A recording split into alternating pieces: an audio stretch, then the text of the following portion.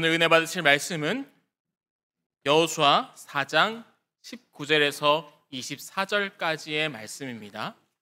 여호수아 4장 19절에서 24절까지 말씀, 구약성경 324쪽에 있습니다. 제가 봉독하겠습니다. 첫째 달 10일에 백성이 요단에서 올라와 여리고 동쪽 경계 길갈에 진침해 여호수아가 요단에서 가져온 그 12돌을 길갈에 세우고 이스라엘 자손들에게 말하여 이르되 후일에 너희의 자손들이 그들의 아버지에게 묻기를 이 돌들은 무슨 뜻이니까 하거든 너희는 너희의 자손들에게 알게 하여 이르기를 이스라엘이 마른 땅을 밟고 이 요단을 건넜음이라. 너희의 하나님 여호와께서 요단물을 너희 앞에서 마르게 하사 너희를 건너게 하신 것이 너희의 하나님 여호와께서 우리 앞에 홍해를 말리시고 우리를 건너게 하신과 같았나니 이는 땅의 모든 백성에게 여호와의 손이 강하신 것을 알게 하며 너희가 너희의 하나님 여호와를 항상 경외하게 하려 하심이라 하라. 아멘. 2022년에 이 목사님이 저에게 전화를 해서 설교를 할 사항이 아니라 설교를 해달라고 해서 설교한 적이 있었습니다. 끝나고 나니까 다음 주에 공동회의를 하는데 예배당을 옮길 계획을 놓고 공동회의로 결의를 하려고 한다는 이야기를 들었습니다. 그리고 나서 이제 몇 년이 지났는데 제가 작년 2월에 은퇴를 하고 그리고는 가을인가 초겨울인가 기독신문을 보니까 그 서울 서교회가 예배당을 잘 건축하고 그것도 작정 헌금을 하기보다는 기도를 작정하면서 건물을 지었다는 소식을 들었습니다. 그래서 제가 이제 보통 그런 일을 안 하는데 이 목사님이 전화해서 축하한다. 저는 원래 그런 일 안 하는 사람이거든요. 근데 그때 설교 후에 다음 주에 그런 결의를 한다는 이야기를 들었기 때문에 어떻게 됐나 궁금했고요. 또 서울 서교회는 그전에도 몇 번 온 적이 있었는데 교육관 건물은 좋은데 예배당이 약간 삐쭉삐쭉 이렇게 생겨서 좀 아쉽다 그런 느낌을 가졌었습니다. 1시간 15분 걸려서 용인에서 그 외곽순환도로를 타고 오면서 교회를 어떻게 졌을까 궁금했는데 바깥 외관이 너무 예쁘더라고요. 들어보니까 널찍하고 쾌적하고 현대적으로 잘 지어서 그래서 하나님께 큰 영광을 돌리고 우리 성도님들의 수고와 그 노력에 또 제가 목사로서 깊은 감사를 드립니다. 앞으로 이 예배당 안에서 손자들과 3대가 함께 손을 잡고 행복한 신앙생활하는 멋진 교회 만들어 가시기를 주님의 이름으로 축복합니다. 인생의 가장 중요한 아젠다, 관심사가 뭘까요? 정운찬 총리가 서울대 총장 하셨던 분이 옛날에 지하철을 주로 타고 다니며 사람들이 무슨 말을 하는지 보니까 가장 많은 대화의 주제가 몇 평 사냐, 아파트. 평수 이야기를 제일 많이 하고 두 번째는 자녀가 몇 등 하냐, 반에서. 등수. 그러니까 평수와 등수 이야기를 가장 많이 하기 때문에 한국 사회는 평등 사회다. 그렇게 이야기한 적이 있었습니다. 그러니까 땅과 자녀. 이것은 모든 인간의 가장 중요한 관심사죠. 그죠? 여러분도 땅을 어떻게 차지할 건가? 사실은 인생 가운데 땅을 차지하는 땅 따먹기 놀이가 아닌 게 뭐가 있어요? 대학 입시, 취업, 사업, 결혼, 자녀 교육 다 땅 따먹기 아니에요? 인생은 땅 따먹기인데 땅 따먹기 전쟁이 벌어지고 있는 이 사회 속에서 어떻게 하면 땅을 차지할 것인가 가장 중요한 우리의 관심사고 그 다음에 두 번째가 뭐예요? 자녀죠. 그래서 오늘 우리 본문도 똑같아요. 땅이 없던 히브리인 아브라함이 갈대아 우르에서 하란을 거쳐 가나안 땅으로 가라는 하나님의 명령을 받고 가나안 땅의 나그네로 와서 살면서 이 땅을 너와 내 후손에게 주겠다는 약속만을 믿고 살다가 아브라함은 죽었습니다. 그리고 나서 4대 후에 요셉이 애굽의 총리 대신이 되고 그리고는 이제 아브라함의 후손들이 가나안 땅에 들어가 살면서 400년 동안 애굽의 종살이를 하다가 출애굽을 해서 40년 광야 생활을 거쳐 그토록 꿈에 그리던 아브라함에게 맹세한 땅 가나안 땅에 들어가게 되었습니다. 그런데 문제가 있습니다. 왜냐하면 요단 강물이 넘치고 있었거든요. 그 당시에 무슨 그 도로를 만들거나 이렇게 다리를 건설하거나 그럴 상황이 아니지 않습니까? 삼쪽 6m의 그런 흙탕물이 급류로 흐르는 게 이제 요단강인데 거기 어떻게 건너겠어요? 그런데 놀랍게도 하나님께서는 이스라엘 백성들에게 언약궤를 맨 제사장의 발이 요단 강물을 밟고 서면 요단 강물이 벽처럼 쌓여 서게 될 텐데 너희는 900m 정도 떨어져 가지고 요단강 안으로 들어서라고 했죠. 이스라엘 백성들이 그 약속을 믿고 요단강 안에 들어서자 사실은 물이 벽처럼 쌓여 서게 되었고 이스라엘이 마른 땅으로 요단강을 건넌 것입니다. 그리고는 강바닥에서 12개의 돌을 가져다가 길갈이라고 하는 곳에 세웠습니다. 그럼 나중에 이제 자녀들이 요단강을 마른 땅으로 건너지 않았던 후손들이 이 돌이 무슨 뜻이냐 이렇게 물으면 하나님께서 우리로 하여금 요단을 마른 땅으로 건너게 했다. 한 번만 일어난 사건이 아니라 우리가 요단을 마른 땅으로 건너게 하신 것은 전에 홍해를 마른 땅으로 건너게 하심과 같았다. 그러니까 1세대가 애굽에서 나올 때 홍해를 마른 땅으로 건너게 하신 하나님이 광야에서 태어난 2세대가 요단강을 마른 땅으로 건너게 했다는 거죠. 따라서 그 후에 오고 오는 세대의 이스라엘 백성들은 길갈에 세워진 12개의 돌을 보면서 어떻게 해야 땅을 차지할 수 있는지를 배우게 되는 거고, 이런 일을 통해 요단을 마른 땅으로 건너는 일을 통해 땅의 모든 족속이 여호와의 손이 위대하심을 알게 되고 너희와 너희 자손들은 영원토록 하나님을 경외하게 될 것이다. 이게 오늘 우리 본문 내용 아니에요? 여기 핵심이 뭐예요? 땅이죠. 땅을 누가 주느냐? 하나님이 주시는 것입니다. 그럼 자녀는 누가 줘요? 하나님께서 부모를 통해 자녀를 주는 거죠. 그럼 자녀는 생명을 부모님에게 부여받고 그리고 하나님이 부모에게 주신 기업을 또 상속하는 거죠. 그래서 사실은 십계명에 하나님께 향한 계명이 4가지가 있고 인간을 향한 계명이 6개가 있는데 그 첫 번째 인간을 향한 계명이 5계명이에요. 내 부모를 공경하라 그리하면 내 하나님 여호와께서 내게 준 땅에서 내 생명이 길리라. 여기도 뭐예요? 땅, 그죠? 그 다음에 부모, 자녀, 하나님. 사실은 오늘 우리가 일상생활을 하면서 가지는 가장 중요한 관심사는 잘못된 게 아니에요. 땅 누가 주세요? 여호와께서 주시죠. 생명을 어떻게 부여받아서 부모를 통해서 부여받았죠. 그러면 부모를 공경하게 되면은 내 생명이 길어진다는 거죠. 여호와께서 주신 땅에서. 옛날에는 이 5번째 계명을, 효계명을 국가가 이데올로기로 삼았어요.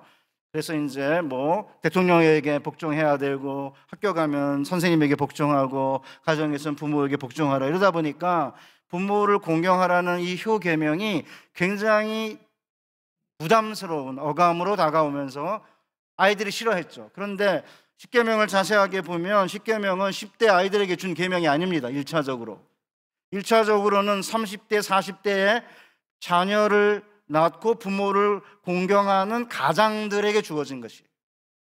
십계명 보세요. 제 마지막 계명에 내 이웃의 아내를 탐하지 말라잖아요. 10대가 이웃의 아내가 어디 있어요?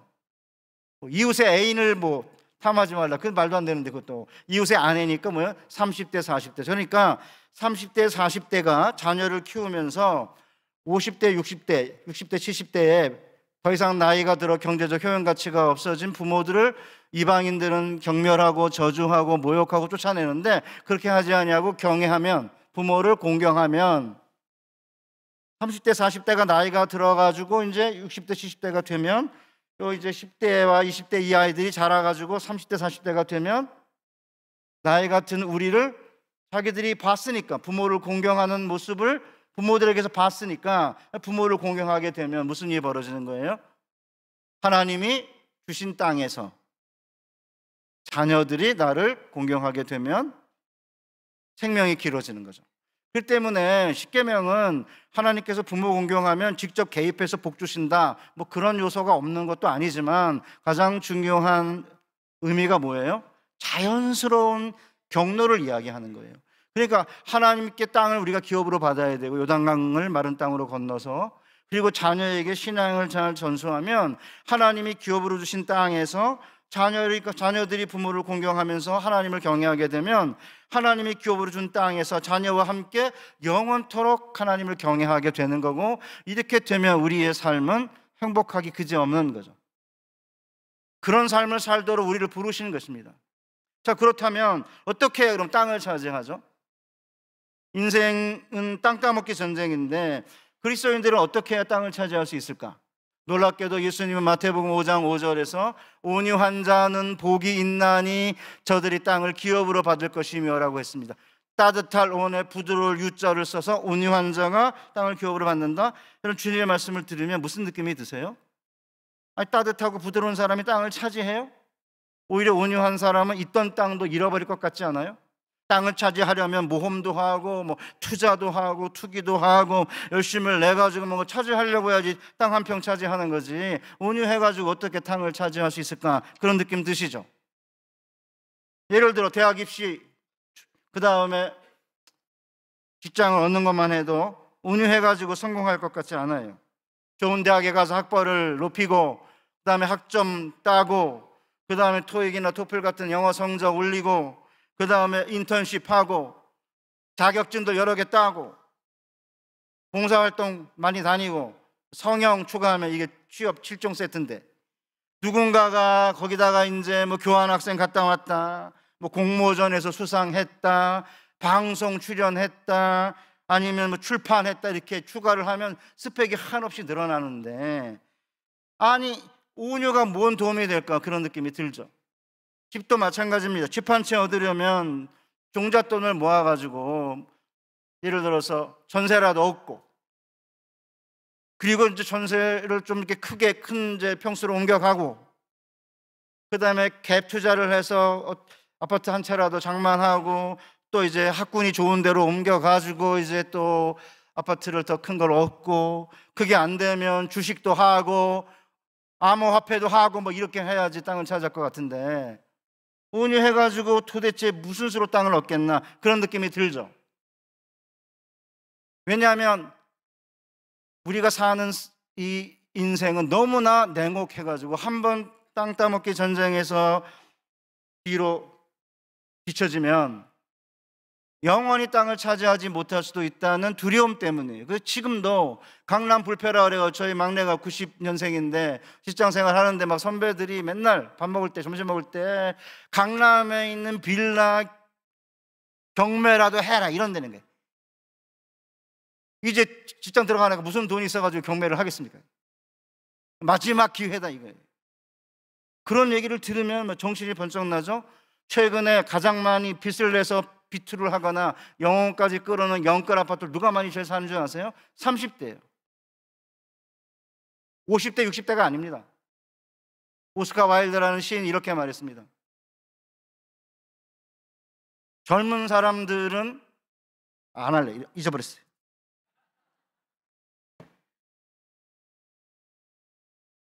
이 나이가 65세가 67세거든요. 갑자기 생각이 안 나는 거예요. 정확하게 제가 워딩을 날려야 되는데 그냥 안 하겠습니다. 그러니까 이제 영끌 얘기하다가 그게 스토리를 잃어버린 게 아니고 오스카 와일드라는 시인이 한 이야기가 갑자기 생각이 안 나는 거예요. 지금 생각이 안 나요. 30대 40대 교수들은 열심히 연구해가지고 지도 모르는 걸 가르치고, 50대 교수들은 자기가 아는 것만 가르치고, 60대 교수들은 기억나는 것만 가르친다고 그러더니 제가 지금 60대 후반이거든요. 그러니까 이게 갑자기 기억이 안 나는 거예요. 그래서 은퇴하기를 잘했다 생각합니다. 젊은 분들은 이해하세요. 여러분도 좀 있으면 그렇게 됩니다. 자, 그러면 땅 따먹기 전쟁에 이렇게 치열하게 뛰어드는 이유가 사실은 오늘 우리만 그런 상황이기 때문이 아니에요. 예나 지금의 상황은 똑같아요. 가나안 땅에 12명의 정탐꾼을 보내니까 10명의 정탐꾼이 돌아와가지고 여호수아와 갈렙을 제외한 나머지 정탐꾼이 뭐라고 말해요? 당신이 우리를 보낸 땅에 간즉, 모세에게 하는 말이에요. 그 땅은 과연 적과 꿀이 흐르는데, 그렇지만 그 땅 거주민은 강하고 성읍은 견고하고 심이 클 뿐만 아니라 우리가 두루 다니며 정탐한 땅은 그 거주민을 삼키는 땅이요. 제 설교의 제목이 약속의 땅인가 자녀를 삼키는 땅인가인데, 자녀를 삼키는 땅인가라는 제 설교의 제목은 여기서 제가 차용한 거예요. 그 땅은 거주민을 삼키는 땅이고, 우리가 보니까 신장이 다 장대한데 걔네들이, 우리가 보기에 스스로 메뚜기 같은데 그들이 보기에도 우리가 메뚜기 같았을 것이다. 그러면서 가나안 정복을 하는 것을 하지 말자고 그래요. 그러니까 이스라엘이 들어가서 차지해야 되는 땅은 무주공산이 아니에요. 그냥 들어가 차지하기만 하면 되는 게 아니고요. 거인들이, 가나안 거인들이 철병거를 몰면서 높은 성벽과 문과 빗장을 지른 요새 사회였어요. 우리 한반도도 똑같아요. 20년 전에 2004년에 서울대 박사과정에 있던 최은영이라고 하는 학생이 집값도 비싸고 학력 수준이 높아서 주변에서 들어가기가 어려운 지역을 빗장 도시다, 문과 빗장을 지른 도시다, 이런 말입니다. 강남구, 서초구, 송파구 이 세 개의 구를 가리켜 빗장 도시라고 한 거예요. 왜요? 거기에는 학원이 이제 좋은 게 많으니까, 대치동에 학원 어마어마하게 많잖아요. 그러니까 거기 들어가서 공부를 하면 좋은 대학에 들어가고 좋은 직장을 얻을 거다, 이래가지고 이제 강남 3구에 모였는데 빗장 도시가 됐지 않습니까? 그런데 거기만 빗장 도시가 아니라 목동으로 갔어요. 목동으로 넓혀진 거죠. 그 다음에 제가 살던 분당, 일산, 그다음에 중랑구, 그러더니 이제 뭐 죽전, 동탄, 동백 이러거든요. 가련동은 모르겠어요. 은평구 가련동까지 왔는지, 여기 고양시까지는 뭐 안 온 것 같아요. 아직은요. 전 한반도가 요새화되고 있는 거죠. 그러니까 심지어는 저희 딸내미가 서초동에 사는데, 딸내미가 낳은 손녀죠. 3살 먹은 애를 이제 좀 있으면 이제 유치원을 보내야 되는데, 다 영어 유치원이고, 영어 유치원이 아닌 데가 몇 군데가 없는데 거기 들어가기도 별따기고요. 3살부터 영어 유치원에 보내가지고 5살 애가 영어 유치원에서 뭐 하나, 제 딸내미가 알아보니까 비만을 주제로 영어로 프리 토킹을 한대. 비만을 주제로 한국말로 토킹하는 것도, 토론하는 것도 힘들어 죽겠는데 5살 먹은 애가 어떻게 영어로 프리 토킹을 하죠? 미친 거 아닙니까? 그러니까 막 손가락 깨무는 틱톡 현상에다가 ADHD 이래가지고 이제 자폐 현상 일어나가지고 강남의 정신과가 가장 잘 찬다고 그러거든요. 왜요? 다 요새 도시가 된 거죠. 이렇게 보니까 이제 뭔 일이 생기냐면, 빗장도시 한복판에서 철병거로 무장한 이제 가난한 이 거인들과 살다 보니까 적지 않은 그리스도인들도 세속교육에 올인하는 거예요. 신앙교육에 올인하기보다는 신앙교육이 약간 등한히, 많이 등한히 여긴 건 아닌 것 같아요. 조금 등한히 여겼다고 생각했는데 뭐 나중에 보니까 이만큼 벌어지긴 했지만, 어쨌든 조금 등한히 여기고 세속교육에 올인하면 땅 차지할 수 있을 거다 이 생각하고 열심히 달렸어요. 그러니까 믿지 않는 사람들도 그러고 믿은 사람도 그러다 보니까 50년 동안 지난 한반도에 뭔 일이 생겼습니까? 영화감독 장진이 어떤 프로그램에 나와가지고 자기가 벽에 붙여놓은 메모를 소개한 적이 있었습니다. 도착해 보니까 지옥이었다. 사랑하는 성도 여러분, 한반도가 지옥이 된 거예요. 그래서 청년들이 한반도를 가리켜 뭐라고 말해? 헬 조선이라고 그러죠. 헬은 지옥이라는 영어고요.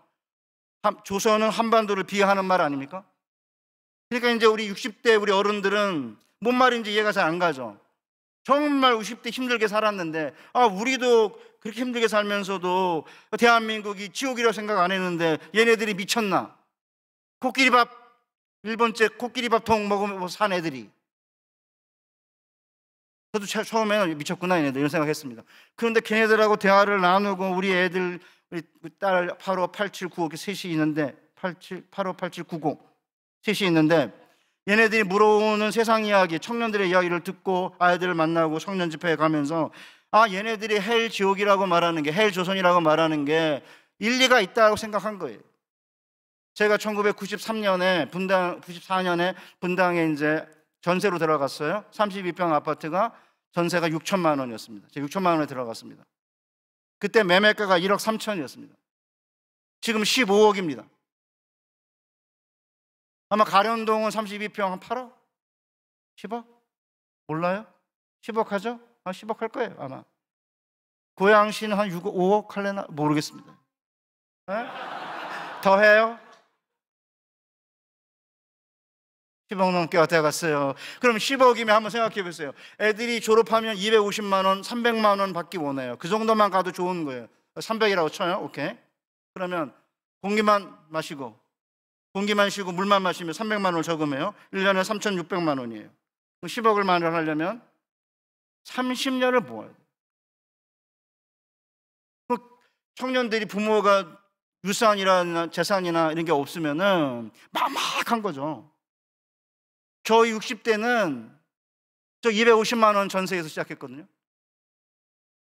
제가 36 귀국했는데 그때만 하더라도 32평 전세 6천만 원이었습니다. 지금은 3억, 4억 뭐 이래요. 4억, 5억 이러고요. 장난이 아니에요. 그러니까 애들이 사회 안에서 이렇게 결혼하고 자녀를 낳는다는 생각을 못 하는 거죠. 그러니까 한반도가 거주민을 삼키는 땅, 지옥이 된 거예요. 특별히 예수 믿는 사람들도 똑같이 막 열심히 노력해서 빗장도시 안에 들어와가지고 이제 세속교육 열심히 시켜서 이제 자녀들 좋은 대학 보내고 뭐 결혼시키면 땅 차지할 수 있겠지라고 생각하고 약간 등한히 여겼어요. 기독교 교육을. 예를 들어 주일성수. 주일에 공부하지 않고도 원하는 대학에 들어갔다는 70년대, 80년대, 뭐 특별히 60년대, 70년대 간증은 전설 따라 삼천리고요. 지금은 주일에 학원 보냅니다. 그래서 빗장도시 한복판에 있는 교회의 주일학교의 중간고사, 기말고사 기간의 출석률은 반타작이에요. 일산 같은 데는 주일날 학원에 안 오면 자르는데요. 그러니까 하도 웨이팅 리스트가 기니까, 대기 명단이 기니까 자르니까 이제 보내는 거죠. 거기 중직자들도 별달지 않다고 그러거든요. 그러면 애들이 뭐를 이제 경험해요? 이 세상에서 학벌이나 입시보다 센 건 없다? 하나님도 성적 앞에서는 중요한 존재가 아닌 거죠. 그렇게 해가지고는 좋은 대학을 갔다고 쳐요. 뭔 일이 생겨요? 세상이 더 좋은 거죠. 하나님이 누군지를 그동안에 모르게 된 거예요. 그렇게 되면 뭔 일이 생겨? 우리가 두루 다니며 정탐한 땅은 그 거주민을 삼키는 땅이요라고 한 것처럼 세속교육에 올인해가지고 좋은 대학에 들어갔어요. 좋은 직장 들어갔어요. 또 명문 가문의 아들, 딸과 결혼시켰어요. 그런데 이 아이들이 하나님이 누구인지 모르게 되고 교회를 떠나 세상으로 가고 있다고 한다면 그들이 차지한 땅, 우리가 자녀들에게 가게 한 땅은 자녀를 삼키는 땅이죠. 미국의 이민자들 보면 더 확실해요. 한 7, 8년 전에 미국 동부의 한 대형교회 집회를 갔는데 거기에 총시 출신 제자가 부목사로 있는데, 목사님, 이민 1세대의 기도 제목 1번이 뭔지 아십니까? 제가 미국에서 2년 유학하고 1년 안식년에 있었기 때문에 미국에서 만난 모든 이민자들에게 왜 왔냐 그러면 전부 자녀 교육 때문에 왔다고 그럽니다. 돈 떼먹고 도망을 왔든 살 길을 찾아왔든 아메리칸 드림을 쫓아왔든 그런 말 한마디도 안 해요. 항상 제 자녀 교육이라고 말해요. 와서 보면 그게 가장 목표였겠죠. 맞습니다. 그래서 제가 명문대학 보내는 거 이랬죠. 아닙니다. 한국에서 유수한 대학을 나와서 그런 직업을 한국에서는 갖지 않을 것처럼 보이는 그런 직업을 2개씩 막 가지면서 너무 열심히 아이들을 가르쳤기 때문에 동부에 있는 이민자들의 자녀 8, 90% 명문대학 갑니다. 그런데 명문대학 간 아이들의 8, 90% 교회 안 다닙니다. 그래서 자녀의 신앙 회복이 첫 번째 기도 제목입니다. 우리나라도 똑같아요. 벌써 50년 된 것 같아요. 94년, 3년에 제가 귀국해가지고 한 1000명 되는 교회 대학부 교육목사가 됐는데 부장 장로님이 서울대 의대 교수세요. 저한테 목사님 서울대 교수들 가운데 중직자들 자녀가 상당히 많은데 그 중에 상당수 교회 안 다닙니다. 그러니까 명문대학을 다니고 미국에서 땅을 차지하게 되었지만 신앙을 잃어버리게 되면서 자녀들이 이곳이 자녀를 삼키는 땅이었다는 사실을 뒤늦게 깨달은 거예요. 그러면 부모는 이민 와가지고 뼈 빠지게 고생하고 아이들이 신앙생활을 하지 않게 되면서 부모는 자녀와 함께 한 믿음으로 한 소망을 가지고 한 하나님을 섬기는 행복을 갖지 못하게 된 거죠. 저희 어머니 1935년생이십니다. 초등학교 3학년 때 저희 외할아버지가 여자가 뭐 공부를 왜 하냐 이래가지고 학교 못 다니게 하셨어요. 초등학교 3학년이 최종 학력입니다. 그렇지만 교회 권사로 하나님을 사랑하는 건 저보다 월등하고요, 저보다 더 교회를 위해서, 목사님 위해서, 장로님 위해서 기도합니다. 훨씬 착합니다. 저는 박사학위를 가지고 있지만 그만큼 하나님 사랑하지 못해요. 학벌의 차이가 나도, 지위의 차이가 나도 한 하나님을 섬기고 한 마음과 한 믿음으로 한 하나님을 섬기게 된다면 그게 진정한 행복이고, 그것이 아까 우리가 허락하신 새 땅을 부르면서 우리가 거할 초선은 주님 품이다 노래하는 거 아닙니까? 자, 그러면 이제 여러분들 가운데, 아니 그러면 세속교육 해가지고 땅을 그럼 차지하지 못한다는 말이냐? 아닙니다. 땅 차지합니다. 그런데 그들이 차지하는 땅은 살아있는 자들의 땅이 아니라 죽은 자들의 땅이라는 거예요. 땅이라고 다 같은 땅이 아닙니다. 시편 142편 5절에 여호와여 내가 주께 부르짖어 말하기를 주는 나의 피난처시여 살아있는 사람들의 땅에서 나의 분깃이시라 하였나이다. 여러분 주변에 보세요. 자녀들 좋은 대학 가고 명문 직장 다니고 또 돈도 많고 땅도 차지하고 그렇게 했는데 그 사람을 가만히 한번 들여다보세요. 정말 어떤 일이 벌어지고 있는지를. 상당수 그런 사람들의 땅은 죽은 자들의 땅이에요. 부부가 뭐 불협화음을 일으키죠. 부모와 자녀가 다투죠. 돈 때문에 형제들이 싸우죠. 이게 죽은 자들의 땅이지, 이게 산 자들의 땅이에요. 겉으로 보기에는 휘황찬란하지만. 시편 27편 13절 내가 산 자들의 땅에서 여호와의 선하심을 보게 될 줄 확실히 믿었도다. 어떤 상황에서도 하나님을 신뢰하는 사람들에게 하나님이 땅을, 온유한 자들에게 하나님이 땅을 선물로 주시면 그 산자들의 땅에서 여호와의 선하심을 맛보게 될 거라는 시편 기자의 노래가 우리의 노래가 되어야 되는 거죠. 언제 주실지 모르지만 온유한 자들에게 땅을 선물로 주시면 그 땅은 살아있는 자들의 땅인 거고, 그 살아있는 자들의 땅에서 우리는 하나님의 선하심을 맛보게 되는 거고, 우리는 하나님만이 살아있는 자들의 땅에서 우리의 피난처시고 우리의 분기신 거예요. 그러니까 사실은 서구의 모든 성도님들이 바라고 소망해야 되는 게 뭡니까? 하나님이 주시는 살아있는 자들의 땅을 기업으로 받아서 그 안에서 자녀들과 함께 손잡고 3대 4대가 함께 신앙생활하는 그 행복 아닙니까? 그것을 여기서 경험하면 하나님 나라가 있다는 것은 누가 물어도 확신 있게 대답할 수 있어요. 여기서 내가 영생을 누리는데, 내가 여기서 영원한 생명을 맛보는데 왜 하늘나라가 없죠? 여기서 영원한 생명을 경험하지 못하니까, 여기서 살아있는 자들의 땅에서 여호와의 선하심을 맛본 적이 없으니까 천국이 있냐 그러면 모르겠다, 가봐야 알지, 이러는 거예요. 디모데전서 5장 6절에 한 참 과부로 외로운 자는 하나님께 소망을 두어 주야로 항상 간구와 기도를 하거니와 향락을 좋아하는 자는 살았으나 죽었느니라. 사대교회에게 뭐라고 주님이 말씀하세요? 사대교회 사자에게 편지하라. 하나님의 7영과 7뼈를 가지신 이가 이르시되 내가 내 행위를 아노니 내가 살았다 하는 이름은 가졌으나 죽은 자로다. 처음에 어떤 때는요, 한국 상황을 이렇게 보고 있으면 젊은 청년들이 볼 때에는 정말 죽은 자들의 땅 가운데서 이 청년들이 어떻게 살아야 되나 생각하니까 자살하죠. 노인 빈곤율 최고죠. OECD 국가 중에. 어르신들이 자살해요. 청년들도 자살하고 중고등부 애들도 자살하고.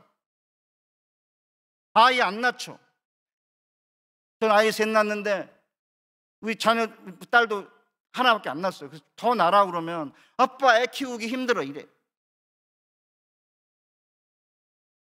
자, 그러면 어떻게 해야 그러면 땅을 차지하죠? 온유한 자는 복이 있나니 그들이 땅을 기업으로 받을 것이며라고 했는데, 온유라고 하는 단어는요, 따뜻한 온에 부드러울 유인데 그런 의미도 포함되어 있지만 원래는 더 다른 깊은 의미가 많아요. 온유라는 말은 하나님을 향한 인간의 태도를 가리키는 단어예요. 사람들이 다른 사람들에 대하는 태도를 가리키는 말이 아니에요. 그걸 어떻게 알 수 있냐면, 온유라는 단어는 예수님께서 마태복음 5장 5절을 말씀하셨을 때 그냥 갑자기 이렇게 어떤 신적인 지혜가 발동돼서 말씀하신 게 아니고요. 시편 37편을 인용하신 거예요. 시편 37편을 보면 다윗의 시라고 되어 있거든요. 거기 11절에 그러나 온유한 자들은 땅을 차지하며 풍성한 화평으로 즐거워하리로다. 여기를 이제 예수님이 인용하신 거예요. 그 다윗이 누구예요? 다윗이 아브라함에게 하나님이 애굽 시내에서부터 유브라데 강까지 이 사이에 있는 땅을 주겠다 약속하셨잖아요. 여호수아가 땅을 차지했지만 가나안 땅을 다 차지한 게 아니고 남아 있었어요. 땅이. 최종적으로 애굽 시내에서 유브라데까지 땅을 차지한 사람은 다윗 왕이에요. 다윗 왕이 땅을 차지하고 나서는 누가 땅을 차지하냐? 악인들이 차지하는 게 아니고 의인들이 차지하고 온유한 자들이 차지한다라는 이야기를 반복적으로 시편 37편에서 이야기하고 있으니까 제가 오늘 시간이 없어서 말씀 못 드려요. 집에 가서 시편 37편을 읽으시기를 바라요.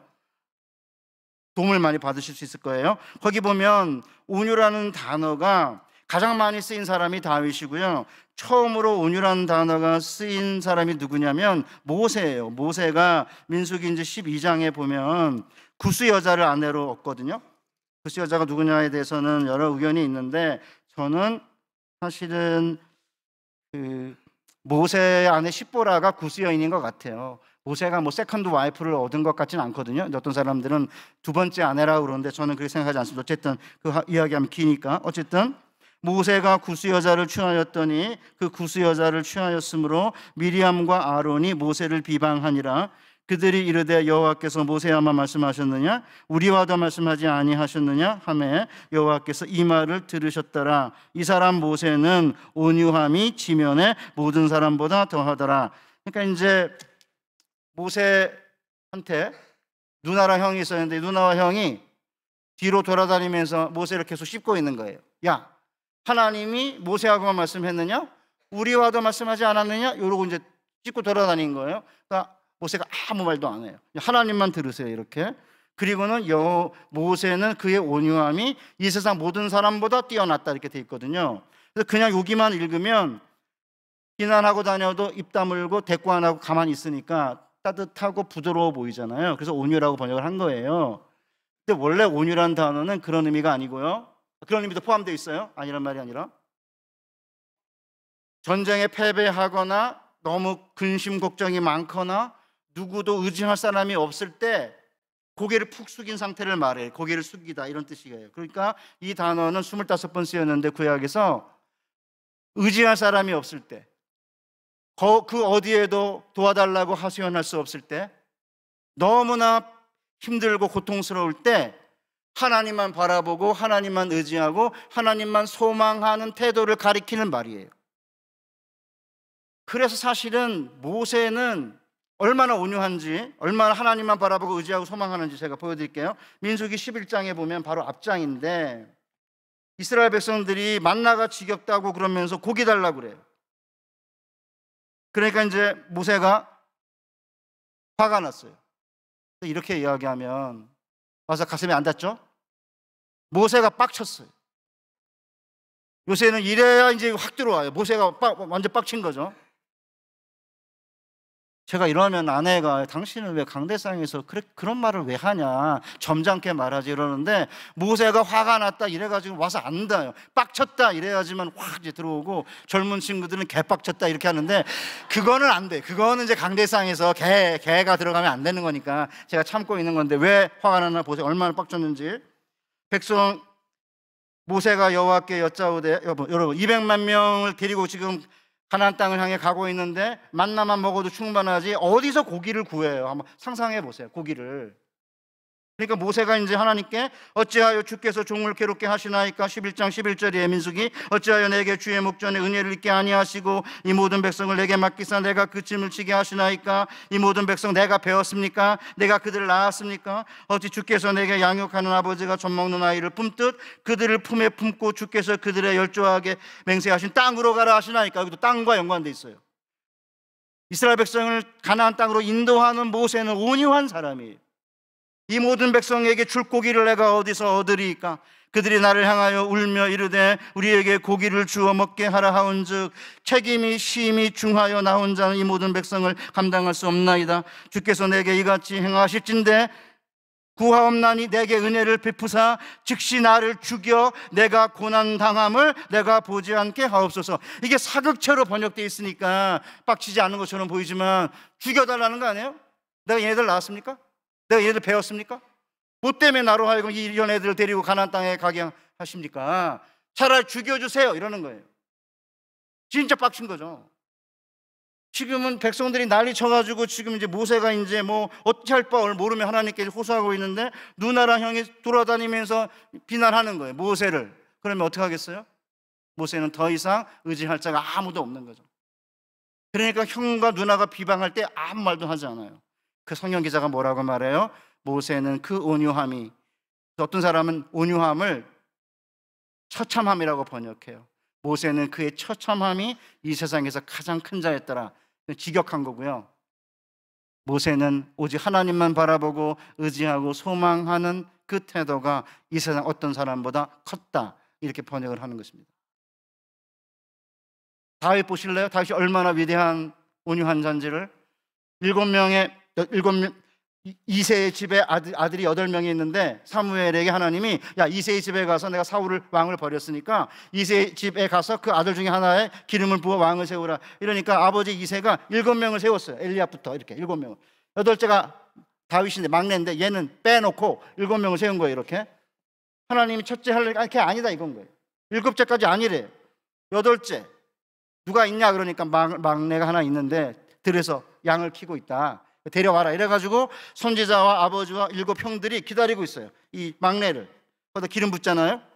나중에 골리앗 장군이 이스라엘을 공격하면서 살아있는 하나님의 군대와 살아계신 하나님을 모욕할 때 아무도 말을 못해요. 그때 나타나가지고 짱돌 5개 가지고 와가지고 싸우겠다 이러니까 사울 왕이 도대체 너는 왜 그렇게 담대하냐 그러니까 뭐라 그래? 제가 들판에서 몇 양을 칠 때에 사자와 곰이 양 새끼를 물어가면 그 양의 생명을 구해내기 위해 내 생명을 던졌을 때 하나님께서 사자 입과 곰의 발톱에서 제 생명을 건져내셨은즉 하나님의 살아있는 군대를 모욕하는 저 짐승 같은 놈에게서 저를 구해내지 않으시겠습니까?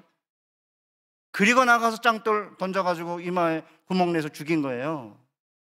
하나님만 바라보고 하나님만 의지하고 하나님만 소망하는 사람으로 다윗만한 사람이 없는 거죠. 모세가 첫 번째고 다윗이 두 번째예요. 그러니까 예수님은 그냥 이렇게 산에 앉으셨다가 갑자기 이렇게 피를 받으셔가지고 신적 지혜가 막 이렇게 발동하셔가지고 야 온유한 사람 복 받는다 그들이 땅을 겨울에 받을 이렇게 하신 게 아니고 이스라엘의 2000년의 역사 최소한 다윗까지 치면은 한 2000년 되거든요. 아니 아브라함부터 치면은 이스라엘 긴 2000년의 역사 가운데 누가 왜 어떻게 땅을 차지하는지를 한목에 딱 한 문장으로 엮은 거예요. 온유한 자는 복이 있나니 그들이 땅을 겨우로 받을 것이라고. 그렇기 때문에 살아계신 우리 사랑하는 우리 서울 서교회 성도 여러분, 구한말과 그리고 일제시대와 6.25와 보릿고개를 겪으면서 최초의 복음을 받아들인 한국의 가난한 서민들과 장로들은 하나님만 바라보고 하나님만 의지하고 하나님만 소망하면서 교회를 먼저 지으려고 했고 교회 근처로 이사를 오고 예배를 중시하고 이렇게 하다 보니까 하나님께서 축복하셔가지고 그들이 짓지 아니한 집에 그들이 채우지 아니한 물건을 그들이 파지 아니한 샘물을 그들이 심지 아니한 포도의 과실을 먹게 했죠. 그런데 갑자기 이제 60년대, 70년대 들어서면서 80년대 들어서면서 이제 세속교육에 올인하면서 기독교육을 등한히 여기고 하다 보니까 이제 도착한 땅은 약속의 땅이 아니라 자녀를 삼키는 땅이 된 거예요. 제가 이제 저희 집에 자녀의 이야기를 간증으로 하면 온유한 자가 땅을 겨우로 받는다는 말이 무엇인지를 조금은 이해할 수 있을 것 같아서 제가 자랑이 아니니까 오해하지 않으시기를 바라요. 온유하다는 것은 하나님만 바라보고 하나님만 의지하고 하나님만 소망하는 것이라고 했죠. 저희 집에 딸이 85년생이 큰딸인데 중학교 3학년 때 분당에 살고 있는데 서영고등학교를 가고 싶어 했어요. 마지막으로 성적으로 뽑는 마지막 해 분당에서 제일 좋은 고등학교가 서영고등학교거든요.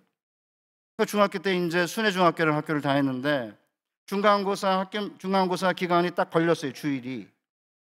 그러니까 그때 성적이 좀 나와야 이제 서영고등학교에 이제 들어갈 수 있는 가능성이 높아지니까 아내랑 둘이 짜가지고 저를 찾아왔어요. 아빠, 이번 중간고사 주일에 한 번만 일부 예배 드리고 학원 가는 거 허락해줘. 그런 거예요. 저는 목사니까 물론 이제 성도님들은 일부 예배 드리고 학원 보내고 뭐 그렇게 할 수 있다고 생각해요. 저는 안 하면 더 좋지만 목사니까. 목사가 그러면 안 되잖아요. 주의 성수하라 그래놓고 자기 딸을 학원에 보내면 그게 말이 안 되잖아요. 그래서 제가 안 된다 그랬습니다. 그러니까 이번 한 번만 허락해달라고 그러고 제 아내도 여보 이번 한 번만 해서 제가 이거는 경험을 통해서 살아있는 이그젬플을 본보기를 만들어야겠다고 생각했습니다. 그래서 제가 그래? 그럼 가봐. 뭔 일이 생기나? 만약에 주의 성수 안 하고 학원 갔는데 성적이 잘 나오면 대재앙이고 성적이 안 나오면 재앙이야. 이러니까 딸내미가 아니 아빠가 목사님인데 덕담하고 축복을 해야지 왜 악담하고 저주하냐 이러는 거예요. 내가 미리 말해야지. 미리 말 안 하면 나중에 왜 미리 말했냐 그러니까 미리 말하는 거다. 주의 성수 안 했는데 성적이 잘 나오면 주의 성수 안 해도 되네. 그러니까 대재앙이고 성적이 안 나오면 이것도 아니고 저것도 아니니까 재앙이다 이랬어요. 가라 그랬습니다. 갔다 왔습니다. 뭔 일이 생겼을까요? 재앙이 생겼습니다. 너무 감사해요. 그때 성적 잘 나왔으면 대재앙이죠. 딸내미가 다른 어떤 변수도 없고 딱 그거 하나만 이전과 다른데 이거는 하나님 뜻이 아니다. 그리고 그 다음부터는 이제 주일날 학원 가겠다는 말 쑥 들어갔습니다.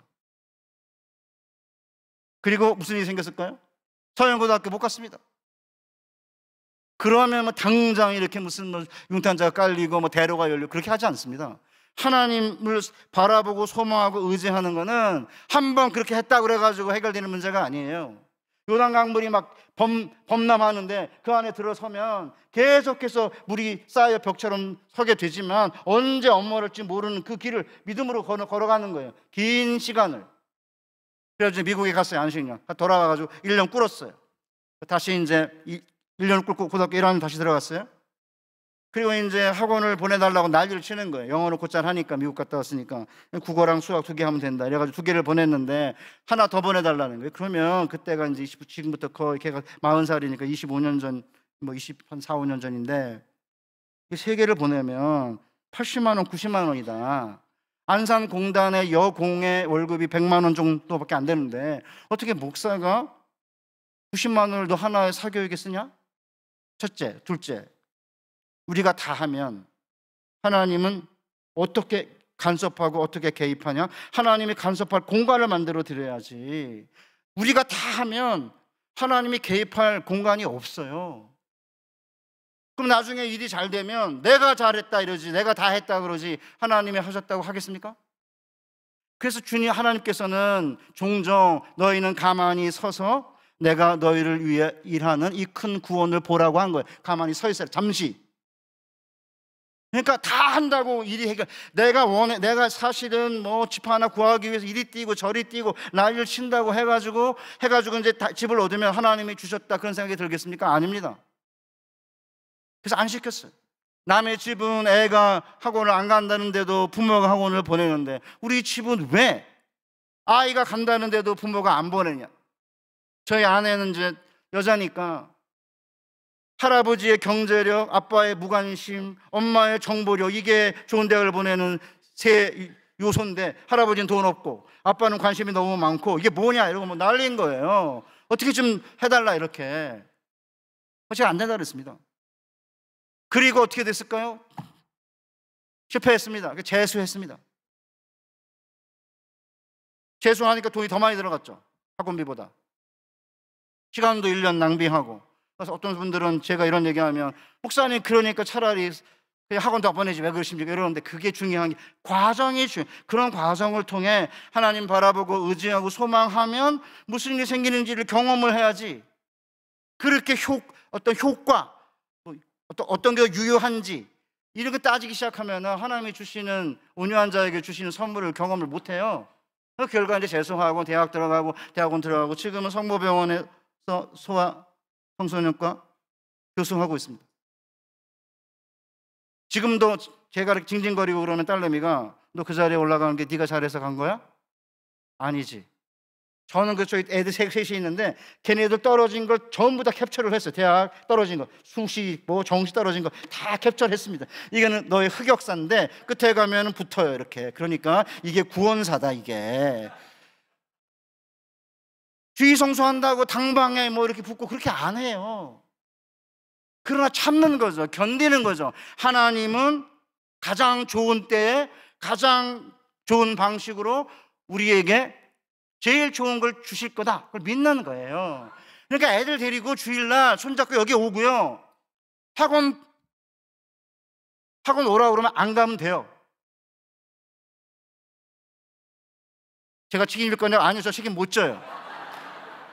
여러분이 책임져야죠. 애들이랑 같이 손 붙잡고, 야, 내가 돈은 없어 너희를 밀어주지 못하지만 내가 하나님과 함께 약속의 땅을, 살아있는 자들의 땅을 기업으로 받을 거다. 하나님 주실 거다. 걱정하지 말라. 내게 안 주면 자녀에게 주지 않겠습니까? 자녀에게 안 주면 최소한 손주에겐 주겠죠. 그 믿음을 가지고 하나님께서 주실 그 시간까지 참고 기다리고 있는 하나님만 바라보고 소망하면 하나님이 살아있는 자들의 땅에서 여러분의 피난처와 여러분의 분깃이 될 것이고, 살아있는 자들의 땅에서 우리는 여호와의 선하심과 주님의 그 은혜를 경험하게 될 것입니다.